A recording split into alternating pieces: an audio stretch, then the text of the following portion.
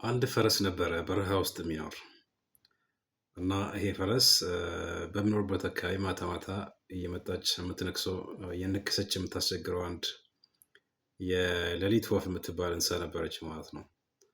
እቺ ወፍ በነከሰችው ቁጥር ይሄ ፈረስ ይሮጣል ማለት ነው። እየሮጠ እየሮጠ ከዚች ወፍ ለመሸሽ እየሮጠ ገደል ውስጥ ገብቶ ይሞታል ማለት ነው። ሪያሊቲ ይሄንን ፈረስ እንዲሮጥና እየሮጠ ገደል ገብቶ እንዲሞት ያረገው ወፏ ነክሳ አሳማ ወይ የወሰደችበት ደም ሳይሆን ለዛ ሲቹዌሽን ሪያክት ያደረገበት ነው 90% ይሄንን ፈረስ ለሞት ያደረገው ማለት ነው።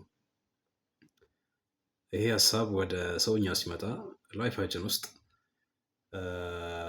ሀፕን የሚያደርግ ኔጌቲቭ ቲንግ ኦር እኛ ኤክስፔክት ያደረግነው ዲዛስተር